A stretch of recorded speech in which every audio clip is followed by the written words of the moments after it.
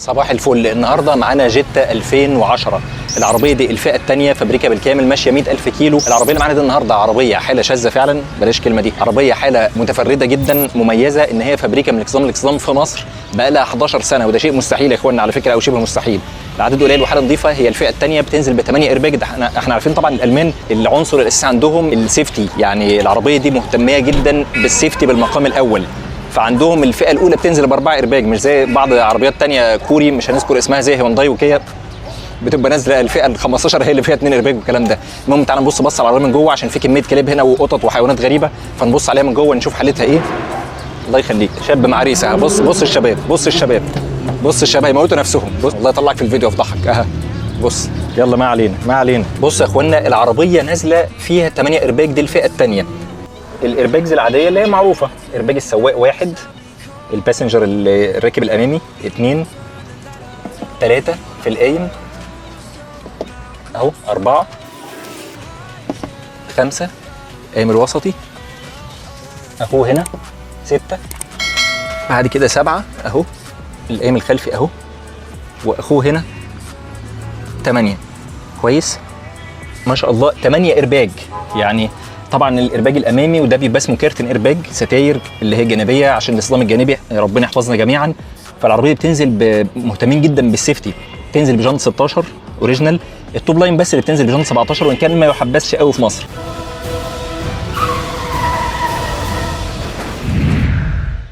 فولكس واجن جيتا او جيتا، بس على راي واحد كان صاحبي جيتا دي مرات القرد، فهي اسمها جيتا.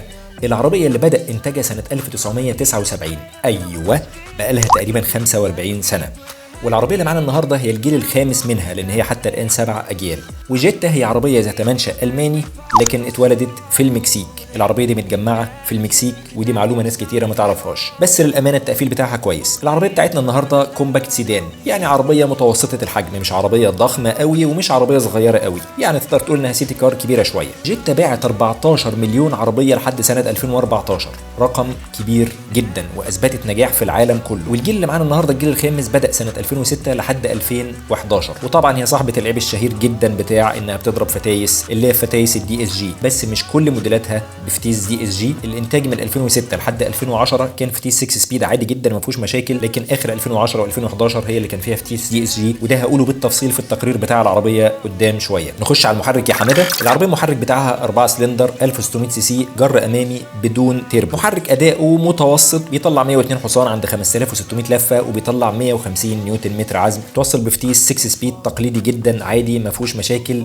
طالما بتحافظ على الصيانه بتاعته. وموديلات 2006 و7 و8 و9 ولحد اول 10 هي اللي نازله بالفتيس 6 سبيد العادي، و2010 النص الثاني و2011 هي نزل فيها الفتيس الدي اس جي اللي عمل مشاكل مع ناس كتير. وجيتا هي العربيه الالماني اللذيذه اللي مش عايزه تقدم، العربيه الخشنه الثابته اللي بتداعب الشباب دايما اللي هاويين العربيات الالماني، اللي عايزين العربيات الثابته مش اللي بترقص فوق ال 120 130 مع شويه هوا. عربيه بامكانيات كويسه، صالون محترم، شنطه كبيره، ساق تقيل. وطبعا المميزات الاساسيه اللي في اي عربيه الماني السيفتي والستيبل. العربيه ستيبل جدا على السرعات العاليه وفي الملفات، وطبعا وسائل الامان فيها ما بتهزرش، بتبقى نازله 6 أو 8 أو 10 ايرباج كمان. طبعا مميزات مهمه جدا في اي عربيه حد بيفكر يشتريها سواء عائليه او شبابيه. وطبعا لعشاق الجري العربيه ليها كميه تعديلات رهيبه بتنزل، يكفي انك لو سقطت لها السيستم الموتور ال 2000 سي سي التربو هتطير من على الارض حرفيا. طبعا اداء مع ثبات، انسى يا معلم، هتعلم على الناس كلها وهتحفظ الشباب نمر العربيه الخلفيه بتاعتك. نخش على مميزات العربيه. الميزه الاولى الامان زي ما قلنا، العربيه بتنزل بعيدا بقى على الكلام اللي على الورق اللي انا شخصيا مش بحبه، لكن هي عربيه بالبلدي كده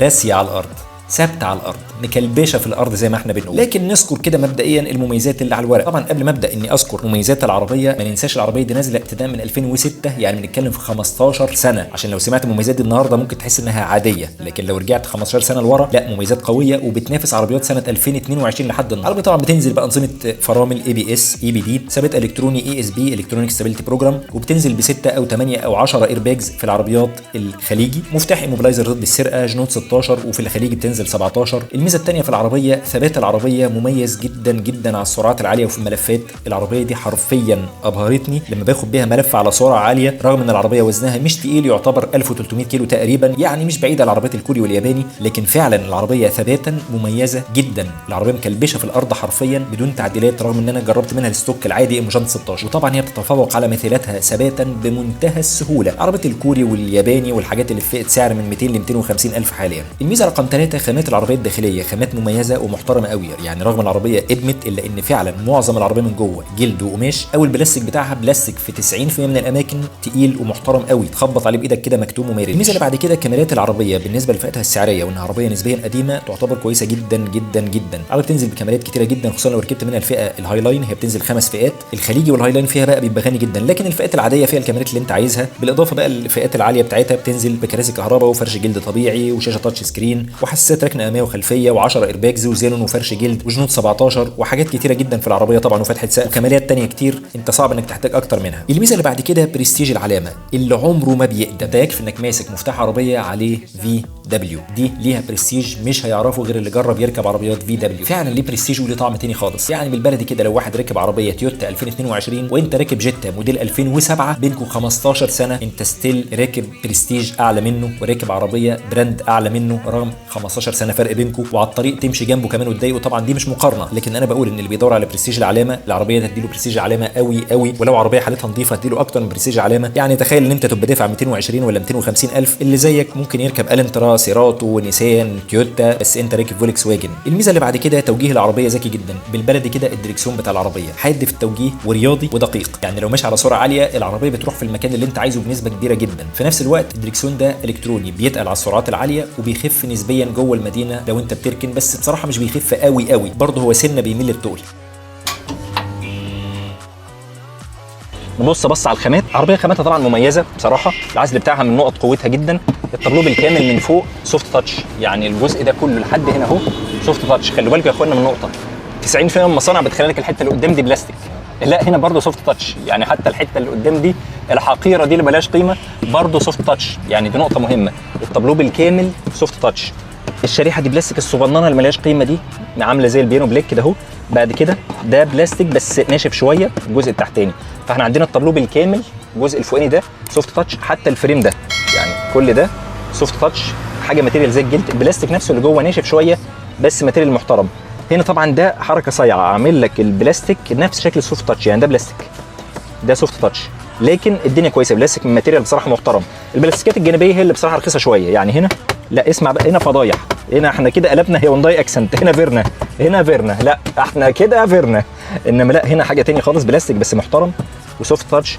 والجزء بص كل البلاستيك المخربش ده من الاخر بلاستيك محترم، يعني الماتيريال بصراحه مش حاجه ريسايكل، ده حاجه محترمه. فالعربيه الماتيريال بتاعها من جوه كويس، الطاره بتاعتها جلد، الفتيس بتاعها معلش هنضطر نشيل ده اهو جلد، ده جلد زي ما انتم شايفين، والماتيريال ده الومنيوم. ده طبعا هو طبعا ده بيبقى بلاستيك مطل الومنيوم، يعني ده برده بلاستيك مطل الومنيوم، بس زي ما انتم شايفين الماتيريال بتاعها كويس جدا. العربيه دي بتنزل طاره مالتي فانكشن، مثبت سرعه، تكييف تاتش دول زون، يعني تحكم في درجه حراره اليمين غير الشمال. الالماني عامه مش مميز في التكييف قوي، يعني التكييف بتاع العربيه جيد مش ممتاز، جيد يعني هياخد وقت على ما يسقع، بس الدنيا ماشيه كويس مش وحش يعني.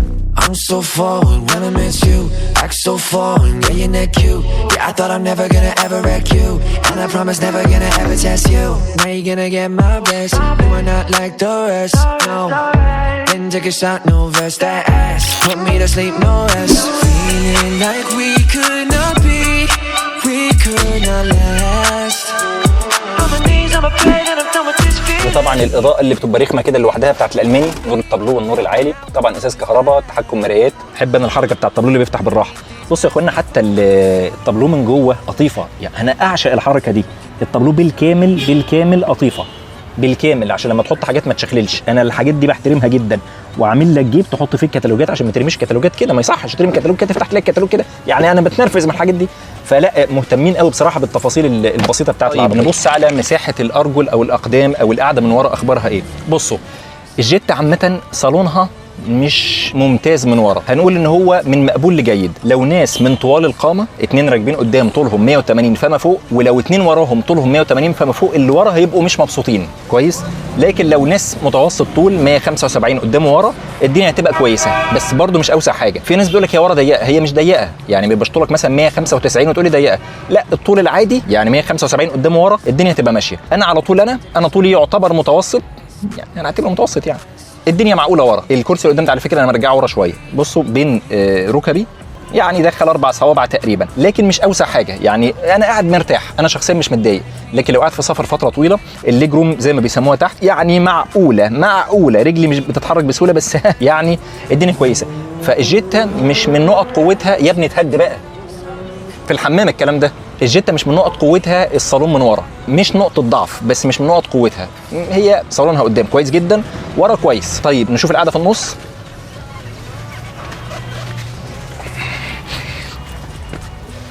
بلاش نشوف القعده في النص، بلاش، انا اسف نعدي الحته المنتج الحته دي. طيب انا راكب ورا كرسي سواق دلوقتي، عامل كرسي سواق يعتبر على مقاسي، القعده وراه افضل شويه من هنا، لكن ان توتال يعني كويسه، مش هقول ضيقه، هديها مثلا 7 من 10. قدام لا توصل 8 و8.5 كمان من 10. القعده في النص سيئه جدا. بص نفق الفتيس قد ايه، بص نفق الفتيس قد ايه، بص انت احكم، بص يعني ايد كامله، لا نفق الفتيس عالي جدا جدا. فانا عشان اقعد ورا في النص، بص رجليا يعني مستحيل، يعني القعده في النص لا صعبه جدا جدا. والكونسول رجع لورا، والجزء اللي هنا ده يعني ضيق جدا ما يدخلش رجل. بص انا حاسس ان ايه، شمبانزي شمبانزي قرد قاعد مش بني ادم فلا في النص صعبه جدا جدا، يعني اخرها طفل صغير كمان. نبص بص على الباب، تعالى حماده. طيب هنا الماتيريال اللي فوق ده برضه سوفت تاتش، بس الماتيريال انشف سنه من هنا، يعني ده انشف سنه بسيطه من هنا لكن كويس. طبعا ده نفس الشريحه بلاستيك، الباب بالكامل من تحت بقى بلاستيك، اللهم الا الجزء ده قماش، بس قماش ماتيريال كويس. لكن بصراحه الماتيريال البلاستيك نفسه كويس، يعني حتى البلاستيك اللي تحت هنا كويس، مش زي الجزئيه الصايعه اللي عاملينها هنا دي فيرنا، هنا دي واخدينها من فيرنا، دي بتاعه فيرنا مش بتاعه فولكس واجن هنا دي. لكن بقيه العربيه لا بصراحه ماتيريال بصراحه حلو، يعني البلاستيك ممكن يخمك ان هو سوفت تاتش الاول. ننزل نشوف الباب اللي ورا بقى عاملين نفس الحركه ان كله بلاستيك ولا لا. بصه هنا ساسكت قليلا، نفس الحركه قدام. الشركات في الغالب بتسترخص، لا هنا برضو سوفت تاتش، فوق بلاستيك محترم، قماش بالكامل بلاستيك محترم بصراحه. وعامل لك جيب هنا بصراحه تحط فيه ايه ده، لا اول مره ينزل فيها ولاعه جوه التابلو. بص حد هيسالني من حضراتكم بقى، افرض انا ما بدخنش، انا بحس بسهوله. نفترض في يوم من الايام واحد صاحبك فاسد ركب معاك العربيه وعايز يدخن، مش وارد طبعا، يدخن ولا ما يدخنش؟ انا اعشق الحاجات دي، عشان لو واحد صاحبك فاسد ضايع عايز يشرب سجاير يدخن ولا ما يدخنش.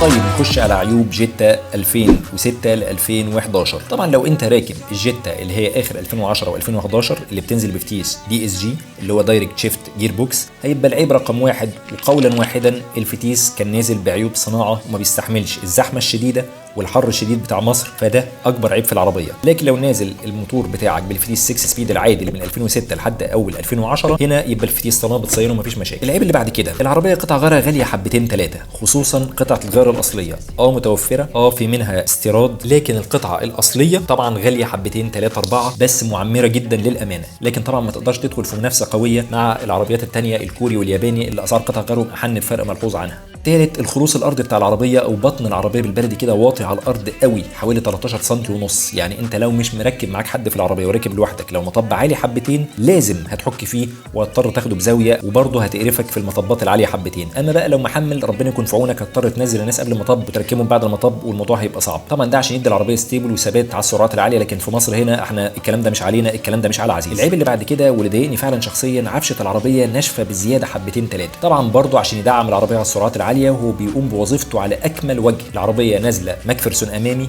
مالتي لينك خلفي، لكن العفشه ناشفه في المطبات والنقر والطرق الوعره مش بتاعه مصر. مش اوفر لكن ناشفه كعاده معظم العربيات الالماني، ودي حاجه مش ظريفه خصوصا لو انت معظم ماشيك في طرق مكسره. العيب اللي بعد كده كراسي العربيه ناشفه حبتين ثلاثه برضو مش لذيذه. يعني العفشه ناشفه، طب خلي الكرسي حنين، لا احنا عفشتنا ناشفه كراسينا ناشفه يا ظهري. العيب اللي بعد كده اداء تكييف العربيه متوسط، مش وحش ومش حلو، يعني قولا واحدا هيخسر وبجداره قدام المنافسين الشرسين سواء الكوريين او اليابانيين، بس نقدر نقول ان هو 6.5 من 10 او 7 من 10، نقول مش وحش. العيب اللي بعد كده ان كومبريسور التكييف بتاع العربيه مش معمر قوي، وبعد كام سنه خصوصا هتشتري العربيه النهارده مستعمله غالبا هتبقى حالته مثلا 60 70%، فمش هيديك الاداء اللي هو، فاعمل حسابك على كومبريسور تكييف. العيب اللي بعد كده الفتيس 6 سبيد بتاعها زي ما قلنا مش بيسجل اعطال، لكن لو حد كان مهمل في صيانته وفي الزيت بتاعه هيعمل مشاكل في حاجه اسمها الفالف بادي او عقل الفتيس. طبعا دي بتتصلح وبتتصين ما فيهاش مشكله، بس عيب شهير فيها ممكن يبدا يدي معاك نتشه او الغيارات تاخر او ما تاخدش الغيار الاخير او ما الى ذلك، فهو يعني من ضمن العيوب الشائعه في الجيتا مع بعض الملاك مش مع كل الملاك.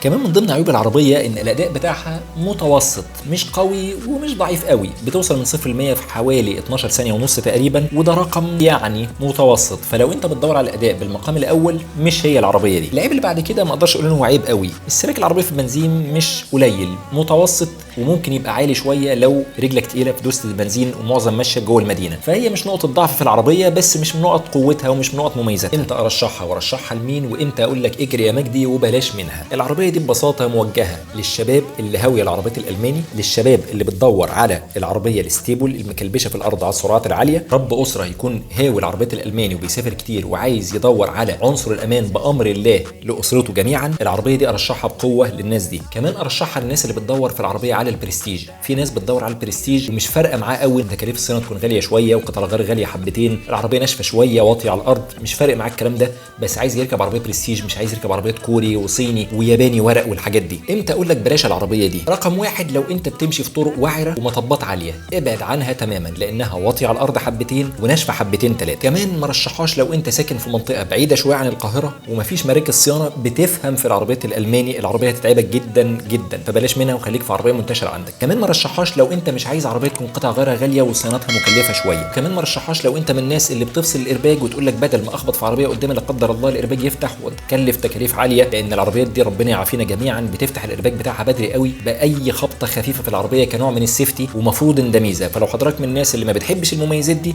وبتطفي الارباج ابعد تماما عن العربيه دي. كمان ما رشحهاش لو انت بتدور على اكتر عربيه اقتصاديه في السلاك البنزين، العربيه دي سلاك البنزين متوسط او عالي سنه لكن مش اقتصاديه في السلاك البنزين. بس كده، لو عجبك الفيديو، انا اسمي محمد فاروق، قناتي اسمها تجربه كار، ما تنساش تشير الفيديو وتخبط لايك قوي لو عجبك او ما عجبكش الفيديو.